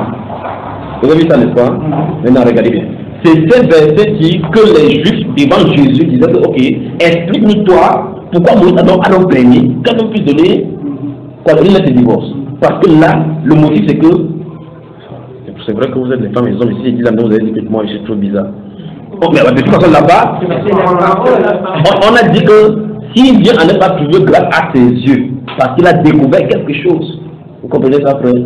Je ne vais pas parler. Dès que le lendemain, les femmes se vont dire au revoir qu'il rentre dans là. Donc, il a compris seulement qu'il n'a pas trouvé grâce à ses yeux parce qu'elle a trouvé quelque chose que Christ ne donne pas, d'accord, frère? Il dit que quand il te regarde dans la chambre, il dit Rabbi, toi, tu te rappelles, il dit que motif, son corps là, il y a ces choses-là qui est devenu comme la babouche. Bon, maintenant là, je voudrais quelque chose qui est debout comme pour la mandarine. Maintenant, toi, vous voyez la lettre, n'est-ce pas? Voilà la lettre. Il dit, si ce dernier homme la prend en aversion et que pour elle lettre de divorce et après la lui avoir remis en main la renvoi de sa maison, ou bien si ce dernier homme l'a prise, elle ne pourra plus rentrer là-bas pour se souiller. Voilà le motif que tu avais donné, que Moïse avait donné. La question maintenant c'est, qui a dit cela? Rendons dans Matthieu, c'est Matthieu qui nous donne la réponse. Vous voyez que les Juifs en réalité ne comprenaient même pas ce que Dieu disait dans la loi. Ils ne comprenaient même pas ce que Dieu disait dans la loi. Vous allez remarquer, si vous lisez votre Bible, vous allez remarquer, à un moment, le Seigneur Jésus sera assis quelque part. Vous allez remarquer, à un moment donné, le Seigneur Jésus sera assis quelque part. Il va emmener une femme qui a été prise en flagrant délit d'adieu. Vous savez ce qu'on appelle flagrant délit, n'est-ce pas? Madame la spécialiste en juridiction. Qu'est-ce que vous avez dit flagrant délit? Amène le sac de façon simple. Donc, ça dit que si on m'a pris en flagrant délit en train de faire ces choses-ci, ça suppose que, quand on m'a vu, j'avais ces choses-ci. Mais ce qui est curieux, c'est que cette femme-là est amenée devant Jésus seule. Sans son mari. Vous me dites quel mari? Il y a une femme qui est dans la femme commet l'adultère dans le lit. Quand on dit qu'elle commet l'adultère, elle commet l'adultère avec qui? Avec l'autre. Mais dans cette marque, Jean chapitre 8, est-ce que vous avez vu, on l'a amené avec le mari? Non. Il y a un problème avec les hommes. Ils ne comprenaient même pas ce que Moïse disait, ils ne faisaient même pas ce que la loi disait. Pas de temps donc que le Seigneur Jésus dans Jean chapitre 7, verset 19, il a dit, Moïse vous a prescrit la loi et nul de vous n'obéit la loi. Il avait raison de le dire. Et voilà un cas pathétique. Et il a dit ça au chapitre 7, chapitre 8, il amène une femme. Il dit que, mais, cette femme a été prise en flagrant, suivez bien la phrase, a été prise en flagrant délit d'adultère. La question c'est, normalement, si elle est prise en flagrant délit, elle devrait normalement comparer avec la personne avec qui elle a commis l'adultère. On l'a amené seule. Lui il dit, Moïse nous a prescrit de l'habitude de cette femme. Or, vous allez regarder ce que Moïse a dit. Moïse a dit que si l'on trouve un homme couché avec une femme qui ne sont pas mariés en train de faire cette affaire-là, tous les deux doivent être l'habitude pour que vous enlevez les péchés de mieux que vous. Ils ont compris ce que Moïse a dit. Il dit non, non, c'est la femme qu'on a tuée. Vous entendez cela? Puis il a dit dans ces gens chapitre 7 dans le verset 19 que Moïse a prescrit la loi, mais nous devons l'obéir et marcher dans la loi. Mais ils étaient contents, ils étaient les suiveurs de Moïse. Jésus a dit que Moïse là, que vous avez acheté dans sa chaise, et qu'il va vous juger, lui va vous juger, parce que même la loi de Moïse, il ne marche pas d'après la loi de Moïse. Alors ils vont poser la question, nous sommes dans Matthieu encore là maintenant, verset 7. Pourquoi lui dit-il, Moïse a-t-il prescrit de donner à la femme une lettre de divorce et de la république? Normalement, la question n'avait plus de sens parce que Jésus avait déjà répliqué. Alors en réalité, il voudrait poser la question parce qu'on a dit clairement que le but de la question était pour l'éprouver. Malgré qu'il ait répondu à la question, il continue à poser des questions pour sortir quelque chose de lui, quelque chose contre Moïse. Et on dit, voici quelqu'un qui vient de vouloir dire quelque chose contre Moïse. Maintenant, il va l'expliquer, verset 8, il a répondu. C'est à cause de la dureté de votre cœur que Moïse vous a permis de répudier vos femmes. C'est pour d'abord la Bible, il est parti là-dessus. Maintenant, écoutez très attentivement. Vous avez remarqué la façon dont j'ai fait, comme si je suis d'écrire une lettre, non? Regardez le motif pour lequel, dans Matthieu chapitre 25, Deutéronome chapitre, tu vois, je vais vite là, frère. Non. J'ai compris que c'est parce qu'il va aller demain, question de vouloir décharger tout là. Dans ce Deutéronome chapitre 25, nous avons lu, il a dit, lorsqu'un homme aura pris et épousé une femme, c'est comme ça, ça commence au chapitre 24 là, et épouser une femme, et qu'il trouve en elle quelque chose, qu'il ne trouve pas grâce à ses yeux. Donc en direction, veut dire qu'il y a un défaut corporel. C'est ça, n'est-ce pas? Il dit qu'elle écrit pour un lettre de divorce. Vous avez vu cela? Maintenant, regardez, Jésus dit le pourquoi Moïse écrivait ceci. Parce que les Juifs avaient déjà contemplé les Égyptiens et la façon que les gars étaient habillés. Les gens avaient les formes comme le génie fait le pète. On va dire. Bon. Alors il dit là qu'il a répondu, c'est à cause de la dureté de votre cœur. Qu'est-ce qui est dans le cœur de l'homme qui était Dieu en ce moment-là? C'est que le modèle, le standard de l'homme n'était pas basé sur l'éthique de la personne, mais sur le physique. Moïse a dit que ça va créer les besoins, il a prescrit ça comme ça. Donc en réalité, Jésus vient de dire que ce n'est pas Dieu qui avait ordonné cela. puisque Jésus dit, Moïse vous a prescrit ça à cause de la dureté de votre cœur. Puis il continue, au commencement. C'est la deuxième fois. C'est la deuxième fois. La première fois qu'ils ont posé, ils n'avaient pas lu ce que le Créateur fit au commencement, qu'il fit l'homme et la femme. Il a répondu que, et en fait, il veut dire, le modèle du commencement est le modèle exemplaire. C'est le modèle parfait. Donc, c'est à ça qu'il faut se référer. S'il y a n'importe quel problème par la suite, il faut se référer par la suite. Donc, s'il y a un problème par la suite et une incompréhension quelque part, ça veut dire que l'incompréhension vient de vous, vous ne comprenez pas. Regardez dans le commencement. Le commencement, le Créateur fit l'homme et la femme. Donc, le modèle, c'est un homme et une femme. Le modèle, c'est, comme ils sont ensemble, ils ne se séparent pas. Mais dans ce cas, la séparation est venue d'où? À cause de la difficulté de votre cœur. Votre cœur a vos cœurs ont commencé à définir certaines autres choses, fixer certains standards qui ne se rencontrent pas dans les femmes. Autrefois, quand les hommes se mariaient, ils ne regardaient pas, mais il faut comprendre. Si les seins de la femme sont debout, ça regarde comme à l'ouest, ça regarde par comme ça. Ils ne regardaient pas ça. Puisque les gens épousaient sans voir le visage de la femme. Lorsque nous lisons dans Genèse au chapitre 26, on voit le cas d'Isaac. On va prendre sa femme là-bas à Mésopotamie. Rebecca. Il connaissait Rebecca. Il y avait même un SMS de Dieu à prendre que Rebecca a envoyé WhatsApp pour regarder voici. Vous savez, les femmes, maintenant, quand un blanc dit que donc elle compte comme ça, elle met le pompé en bas, ça soulève, elle fait sa pompe, ça sort ici. Le blanc voit que, ah, c'est ça. Après, quand elle vient maintenant, le jour où ils sont dans la chambre, elle enlève sa pompe, ça tombe, le blanc dit, je ne veux pas ça. Permettez-moi de parler comme ça, c'est pour vous, c'est pour vous. Alors, il n'y avait pas de SMS ni de WhatsApp pour que, quoi, Rebecca envoie, c'est que regarde-moi. Non. Mais la Bible dit que lorsqu'il a vu, il l'aima. C'est ça, frère. Lorsqu'il a vu, il l'aima. Regardez le modèle de commencement, il n'avait pas de problème d'ambiguïté là-bas. Même Léa qui avait les yeux midi, vous savez, Léa avait les yeux comme ça. Quand il te regarde par ici, tu crois que tu es pas là-bas. Léa, c'est pas ça, frère. On n'a pas dit de la Bible. Ses yeux n'étaient pas droits comme ça, quand tu me regardes, vous savez déjà, qu'elle regarde, elle n'est pas comme ça, C'est comme ça qu'elle regardait midi 14h. C'est comme ça que Léa était. Malgré cela, il était ça dans son foyer. Jacob ne l'a pas dû dire. Je ne sais pas si vous comprenez. Mais quand les Juifs ont commencé à sortir, le fait qu'ils ont vu un modèle chez les Égyptiens, ça les a contaminés. Quoi? Moïse a dit, si je ne prescris pas ces choses, il y aura des désordres dans le peuple de Dieu. Il a dit, ok, si nous ne parvenons pas à trouver. Parce qu'en réalité, c'est que tu rejettes comme ça. Il y a des gens qui aiment les femmes dans le terrain comme le camion bulldozer. Quand ils sont dit, il dit, maman, waouh, c'est mon goût ici. D'autres aiment plutôt ce qui est comme là. Nous commençons comme ça, ils ne continuent plus comme ça. Alors, quand Moïse a vu cela, il a commencé à le prescrire certaines choses pour limiter les dégâts. Parce que ça va dire, en réalité, ce que tu refuses peut être le goût de l'autre. Comprenez ce n'est-ce pas? Quand il a prescrit dans cela, c'était pour les temporiser, pour qu'ils ne sont pas dans le désordre. C'est pas si vous comprenez. Maintenant, Jésus dit, il faut revenir au commencement. Ils vont continuer. Suivez attentivement. Verset 9 maintenant. Mais je vous dis que celui qui répudie sa femme, mettez la parenthèse dans sauf pour infidélité. D'accord?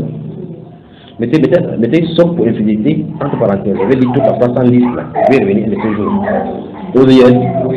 Mais je vous dis que celui qui répudie sa femme et qui en épouse une autre commet un adultère. Et écoutez maintenant, j'ai bien dit, vous mettez quelque chose entre guillemets, sauf pour infidélité. C'est quoi une infidélité? Je veux que vous regardez très attentivement. Il va vous secouer.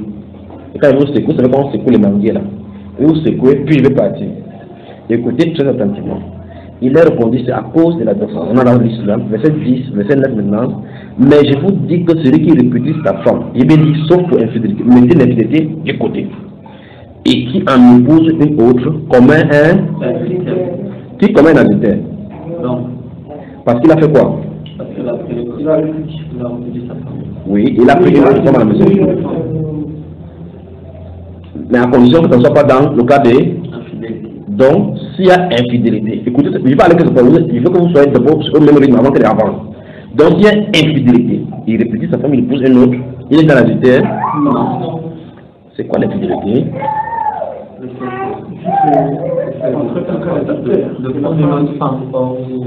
Non, il demande l'infidélité pour la femme, là, c'est quoi? Le fait que l'homme a pris quelque chose. L'infidélité, c'est la femme qui commet là. On va en parler. Maintenant, regardez-moi très attentivement. Nous avons lu ici aujourd'hui. Écoutez très attentivement. Vous êtes d'accord avec moi? Je vais partir. Si vous ne me comprenez pas, je vais dire ça, je serai parti hors de ce pays. Nous avons lu dans Romains chapitre 7 aujourd'hui, verset 1 à 3, que je parle aux des gens qui connaissent la loi. La loi a exercé son pouvoir sur un être tant qu'il est vivant. C'est pour cela qu'en justice, l'une des choses qui arrête la procédure pénale, c'est la mort. Vous voyez, si on était poursuivi, tu as volé l'argent du pays, c'est même que vous avez été cadavre, comment vous poursuivez? Vous êtes comporté le cadavre par les condamnés. Alors, la mort stoppe la procédure. Donc, même si on devait se réunir en conclave pour dire, on va décider, si là, c'est terminé, il n'y a plus de décision, la décision a été déjà prise. Alors, cette verset-là dit, la loi exerce son pouvoir sur l'homme aussi longtemps qu'il est vivant. Mais ainsi donc, lui dit ainsi donc, une femme est liée par la loi à son mari. Par la loi, frère. Par quelle loi? Une femme est liée, j'arrive quelque part, je dis, je suis gardez très à l'esprit, j'arrive. Une femme est liée à son mari par la loi aussi longtemps que son mari est, c'est même pas encore le problème. De telle enseigne que si du vivant de son mari, elle devient la femme d'une autre, elle sera appelée, elle sera appelée, et si du vivant de son mari, elle est adultère, nous rentrons encore dans Matthieu chapitre 19, qu'est-ce que Jésus dit ici, verset 29? L'homme peut. Et maintenant, si elle devient la femme de quelqu'un, elle devient. L'homme doit coucher avec elle. Non. Regardez-moi très attentivement. Vous avez fait le son d'entrer dans cette communication là, mais regardez. 1. L'homme a une femme. La femme sort, elle couche avec un homme. On dit que si elle prend encore cette femme-là, il est fichu, n'est-ce pas? On dit que si un homme est marié, il ne se sépare de sa femme sans que ça ne soit à cause de ces choses, cet acte-ci. Il a un problème déjà avec Dieu. Mais c'est à cause de cet acte-ci, c'est qu'il est libre, n'est-ce pas? Maintenant, je veux qu'on vérifie l'acte de l'adultère de la femme. Il faut qu'on vérifie. Il faut que vous sachiez que la majorité d'entre vous commettent l'adultère. Matthieu chapitre 5. Tout le monde. Matthieu chapitre 5. Vous allez voir. Quand il va lire là, c'est pas que la femme. Pas que la femme, hein. Matthieu chapitre 5.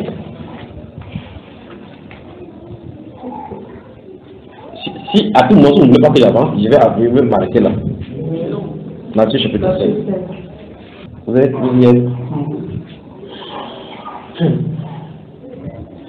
je vais d'abord verset 27. Matthieu 5, verset 27. Si vous êtes, je lis. Les femmes, vous voulez que je lise et que je parle? Les femmes, vous voulez que je lise et que je parle? Amen. Il y a 1, 2, 3, 4, 5, 6, 7, 8, 9, mais une seule femme parle. Vous voulez qu'elle parle femme? Amen. Verset 27. Alors maintenant je vais lire. Vous avez appris qu'il a été dit, tu ne commettras point. Vous y êtes.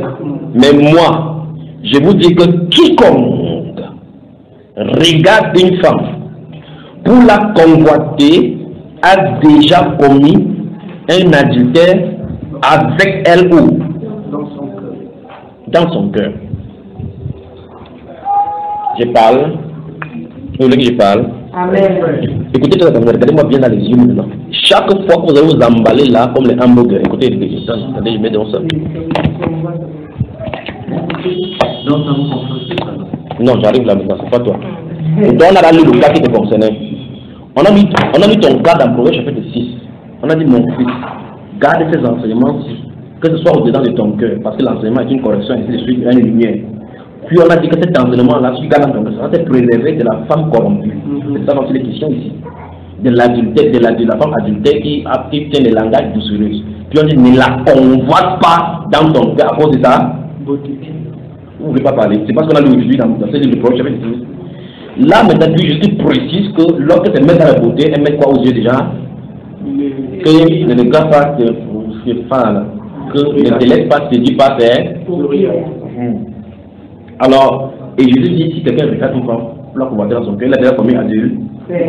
C'est pour ça que c'est ça que Salomon disait aujourd'hui qu'on a lu dans ce livre d'Ecclésiaste, que ceux qui sont agréables à l'Éternel lui échappent. Parce que tu es agréable à l'Éternel, tu crains l'Éternel, tu suis tes enseignements. Mais les pécheurs, Parce que chacun a annoncé lorsqu'il est attiré par ses propres convoitises. Oui, le péché étant consommé, la convoitise étant consommée, produit le péché étant consommé, produit la mort. Donc, la Bible nous dit ici que, souvenez-vous, on nous a dit que vous n'êtes pas commis adultère, mais moi je vous dis, si vous regardez, vous convoitez, vous êtes commis adultère. Tu portes le pantalon, tu emballes tes fesses derrière comme ça là. Tu manges, les enfants. Voilà, je vais t'avoir. Tu viens de commettre adultère. Amen. Il faut que me regarder bien dans les yeux. Mais il y a pas les gens qui sont ces femmes le aussi. Mais c'est pour ça que la Bible dit là que tu as déjà commis adultère avec elle. Il me dit quoi? C'est moi qui ai écrit ça. Il dit que c'est que tu as commis adultère avec elle. Le vrai problème, c'est pas toi-même. Le vrai problème, c'est la femme. Parce qu'elle commet adultère sans se rendre compte. Toi, tu convoites, tu as commis. Dieu qui est au ciel sait que tu as commis avec elle. La femme, même si elle est vierge dans ces conditions, elle meurt vierge. Lorsque moi je fais les adultères, on va passer à l'acte. Elle va passer à la barre. Dieu dit tu as commis 400 adultères sur la terre. Il dit 400 adultères. On va dire que tu es un Dieu du ciel qui croit que tu t'es trompé. Après, Dieu va montrer le cœur des gens, les couches de nuit, les masturbations que les gens ont eues à cause de ton habillement. Tu vas rendre compte pour cela. Il y a quoi? Vous voulez dire que... Oui. Ouais, les gens peuvent dire avec les femmes, comment? Frère Carvacil a arrivé que cette femme-là se déplaçait par exemple dans le véhicule. Oui, elle se déplaçait par le véhicule. Oui. Elle quitte de chez elle.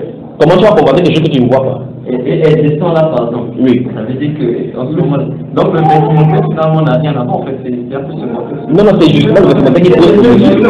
Non, tu quittes un peu. Mais non, il n'y a pas de problème. Il n'y a pas de problème. Tu vas pouvoir porter le véhicule là pour entrer en maison. Attends, est-ce que c'est le véhicule qui est le problème? Il faut qu'on voie, non? Attends, c'est pour une question. La famille maintenant, elle est devenue le véhicule. Non, doucement, c'est pas mon problème. Attends, doucement. Attendez doucement, calme-toi. Suis attentivement. Je vais te montrer quelque chose dans la Bible. Je sais pas, parce que vous n'avez pas lu. Bon, je vais se dire, vous allez prendre, sinon on va pas passer toute la nuit ici. Écoutez très attentivement. Supposons que tu te lèves le matin, tu as un frère qui a beau, tu le mets et tu dis waouh, regarde à l'horizon comment le soleil là est beau. Comment? Il va dire quoi? Un frère, il ne veut pas répondre maintenant. Tout à l'heure, quand on parlait de femmes, il a dépassé. Il dit, supposons que tu prends un immeuble qu'on a consommé, bien mis de peinture, tu dis que waouh, mon frère, tu vas les jolies peintures là, à un aveu. Qu'est-ce qu'il fait? Tu veux lui dire quoi là? Tu te moques de lui. Parce que tu veux lui faire comprendre quelque chose qu'il ne croit même pas. Maintenant, suis-moi attentivement. Ah, tu sais que Gaëlle est très belle. Tu as vu comment les fils de Gaëlle sont non? Tu as vu Gaëlle là? Tu as vu Gaëlle? Comment ça tu dis non? Tu as vu Gaëlle? Non, mais regarde la première. Ah, c'est ta méthode, tu as arrivé à travailler quelque chose pour vous. C'est valable pour vous tous. Tu as vu Martine, comme elle est très belle là? Non, parle pas. Je parle tout le monde en temps ici. Non, je comprends. Tu as vu Martine? Voilà. Comme tu n'as pas vu Martine, tu ne peux pas convoiter. Parce que tu ne sais pas comment ça forme. C'est là où je vais t'amener. Maintenant, la Bible déclare: n'aimez point le monde, ni les choses qui sont dans le monde. Si quelqu'un aime le monde, l'amour du Père n'est point en lui. Car tout ce qui est dans le monde, la convoitise des il y a quoi des yeux. Donc, le monsieur qui est aveugle ne peut pas convoiter tous ces beautés que vous avez tout autour de lui parce que lui il ne voit pas. Il n'a jamais eu une référence pour savoir comment ça se passe. Tu comprends cela? Écoutez très attentivement. Et l'orgueil de la vie ne vient point du Père, mais vient du monde. Et le monde passe, et sa convoitise aussi. Mais celui qui fait la volonté du Père demeure éternellement. Dit la Bible dans 1 Jean chapitre 2, verset 14 à 17. Maintenant, si vous lisez le livre des juges, le juge de Josué au chapitre 7, on parle d'un monsieur là-bas qu'on appelle Akan. Je ne sais pas si vous avez lu ce livre-là. Lorsque les juifs sont sortis, ils sont arrivés quelque part là-bas, il y a un monsieur qu'on appelle Akan avec sa famille. Vous avez lu cela? Non. Bon, de toute façon, vous allez prendre le temps de vivre.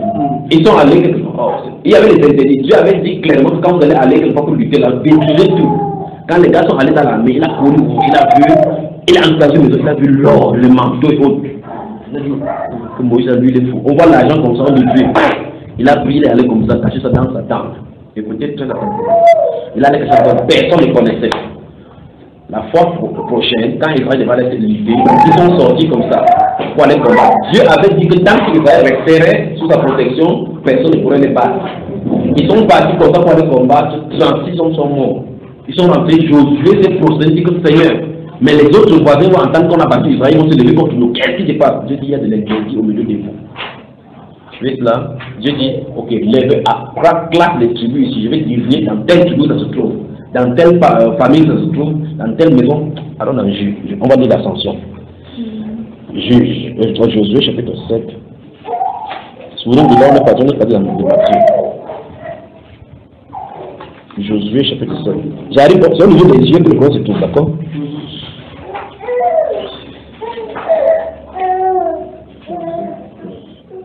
Vous y êtes. Il vient à partir du verset 9 maintenant. Josué chapitre 7. Il vient à partir du verset 9. Les Cananéens, c'est Josué qui a le prier, s'est prosterné jusqu'au soir avec les anciens d'Israël. D'accord? Il a commencé à faire la prière. Puis il continue ici en disant, les Cananéens et tous les habitants du pays la prendront, ils nous envelopperont et ils feront disparaître notre nom de la terre. Et que feras-tu pour ton grand nom? L'Éternel dit à Josué, donc il répond à la prière. Lève-toi, pourquoi restes-tu ainsi couché sur ton visage? Israël a péché. Ils ont transgressé mon alliance que je leur ai prescrite.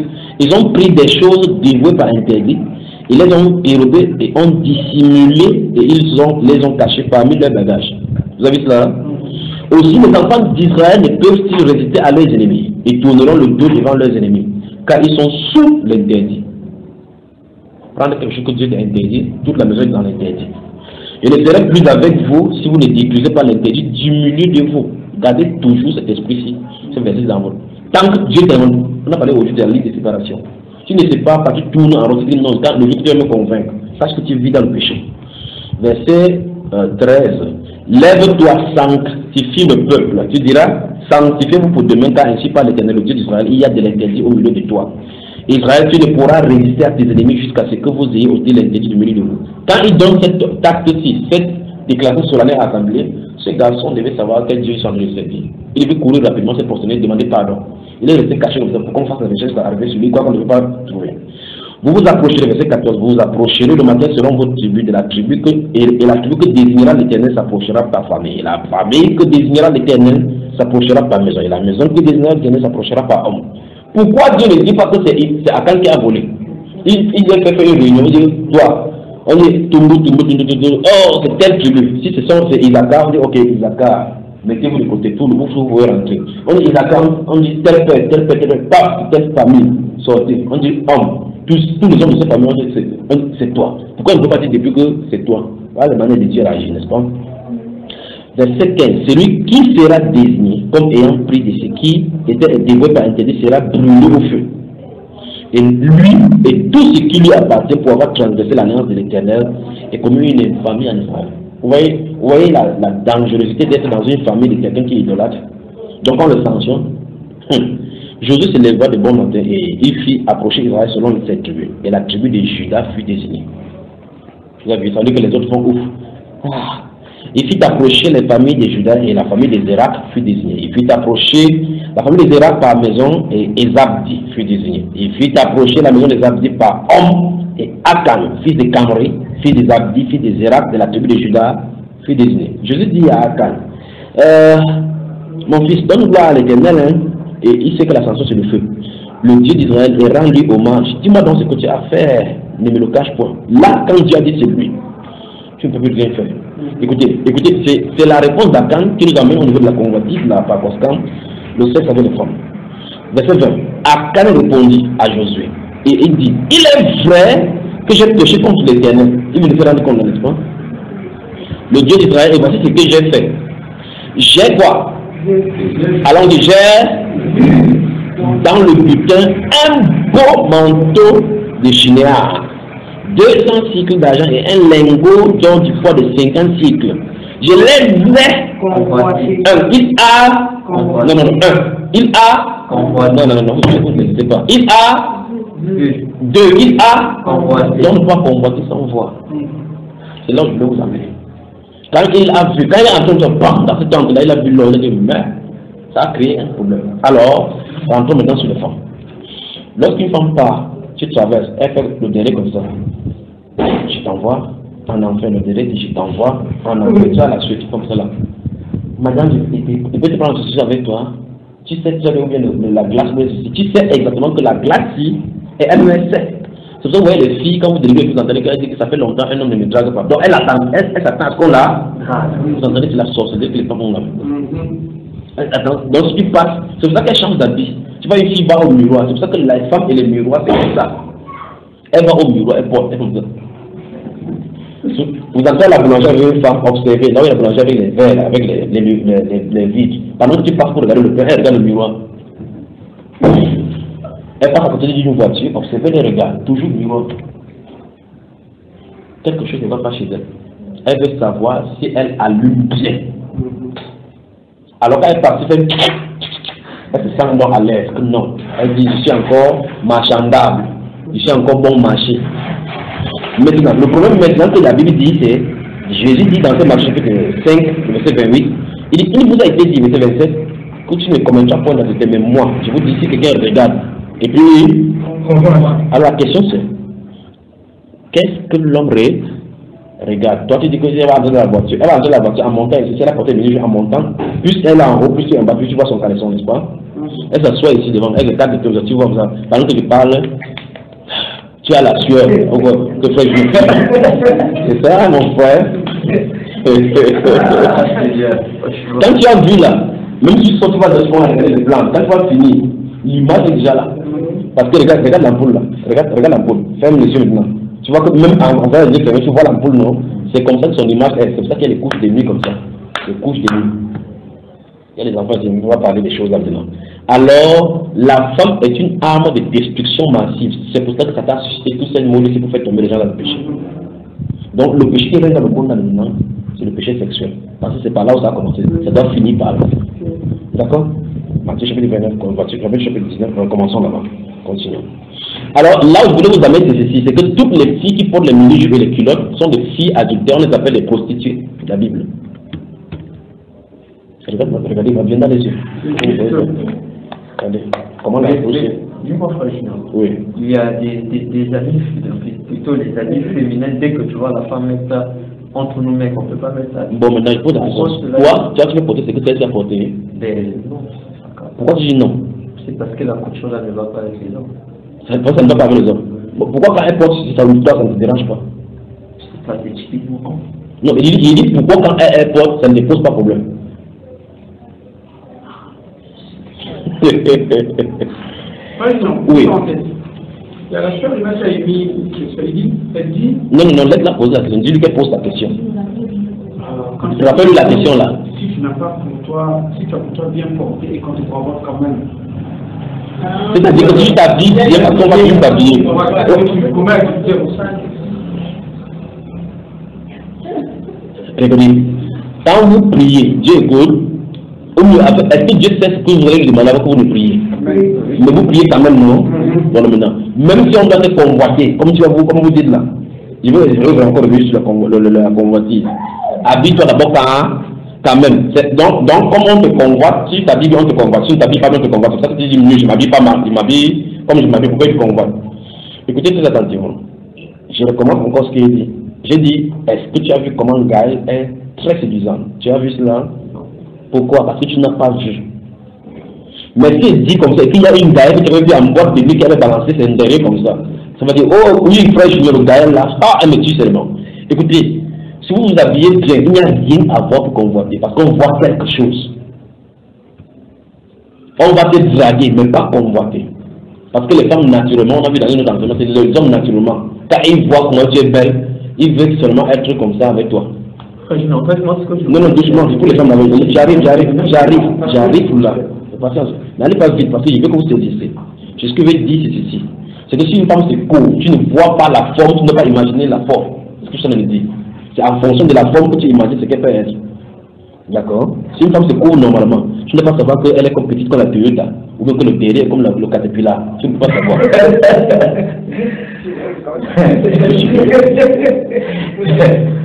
Tu sais comment quand tu parles avec ta comment t'appelles ça, en Cameroun on dit la go, tu fais comme si tu es derrière. Oui, tu fais un peu comme si tu es en retard. Elle avance derrière, tu regardes. Quand elle avance, tu regardes, tu dis, hey, j'ai les bagages. C'est pas ça? Est-ce que vous regardez derrière? On admire sa forme. Ça? Sa forme. Alors si elle habille sa vie sexy, comme tu admires là, c'est comme ça que d'autres voient la même chose. Donc si c'est ta femme, tu dis que j'aime que ma femme soit comme ça. Quand elle marche devant, tu regardes comme ça. L'homme qui est derrière toi voit la même chose que tu vois. Quand tu admires, l'autre admire. Tu vois comment la feuille le fait là? Oui.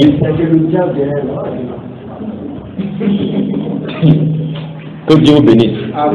Souvenez-vous, Jésus a dit dans Matthieu chapitre 7, dans Matthieu chapitre 9, enfin non, dans Marc chapitre 9, que si ton œil est pour toi une occasion de chute, ça vaut mieux plutôt que tu rentres comme ça là, étant dans la vie éternelle, que d'avoir comme ça tu pars dans le feu. D'accord? Les femmes vont rendre compte à Dieu. Je dis, les femmes vont rendre compte à Dieu pour toutes les hommes qu'ils ont commis. Il y a des femmes qui, par leur bagarre, quand ils ont balancé, nous avons fait séparer un mariage. Ou alors, on sort du travail, dans la maison, elle vit dans quelque part. Parce qu'elle se dit, oh, j'ai entendu la voiture, elle entre, elle s'assoit. L'homme conduit, les cuisses sont là, lui, il n'a pas la salle, tout genre de pensée lui passe par la tête parce qu'elle a écarté les cuisses. Le vrai problème, c'est qu'elle sait qu'elle a des vexes. Le monde nous a déjà dit quel type de femme elle. On dit qu'elle est plus amère que la mort. Parce qu'une femme qui est précieuse garde ces choses-là précieuses. La Bible déclare que le vrai problème, c'est que certaines femmes ne savent même pas qu'elles sont comme ça. Elles sont possédées puissance 4. Et là, dans son cœur se trouvent des pièges. Dans son cœur se trouvent des pièges. Il y a des femmes qui imitent seulement. Le seul sacrifice, et quoi en journée, nous avons vu le cas de la télévision. Comment ça éduque? Vous voyez une femme qui passe le temps devant une trace. Ça arrive, je vais vous expliquer. Elle a trace d'abord avec le, vous appelez le grand télévision, une nouvelle télévision. Vous savez, où il y a l'autre qui danse comme ça. Vous savez, c'est les détails, pas les mais quand il demande qu'il faut la série, il parle du sang, vous la 2 minutes après, cette fille pas prendre le pantalon jean, elle coupe, ça devient ici. Elle regarde au miroir.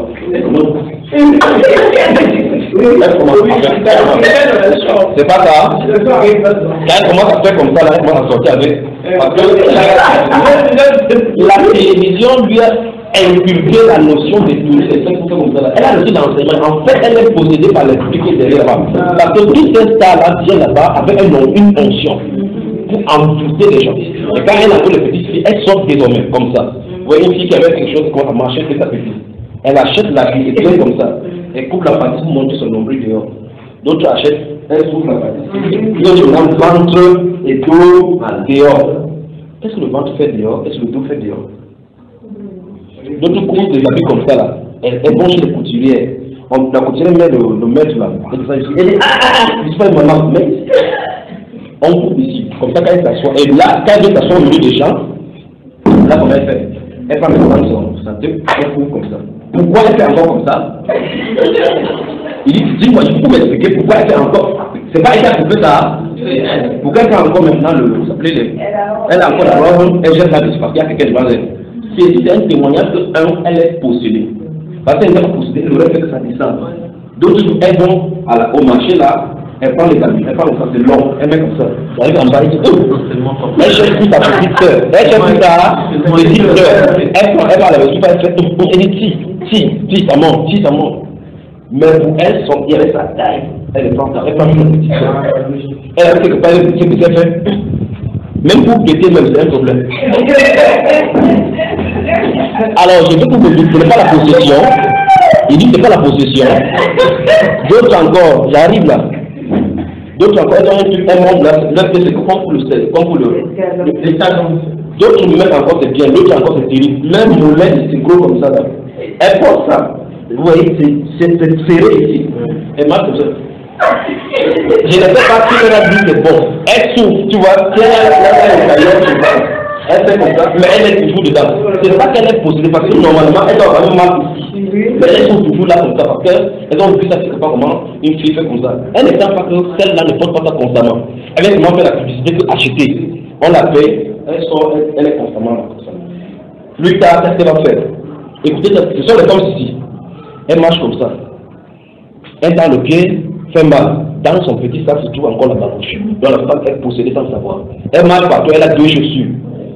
Quand ça fait mal, elle dit ah, j'ai la chaussure ici. Elle est fatiguée de ça, mais elle est ça avec le pied, l'autre babouche dans le sac. Les femmes sont aussi puissance 4 même.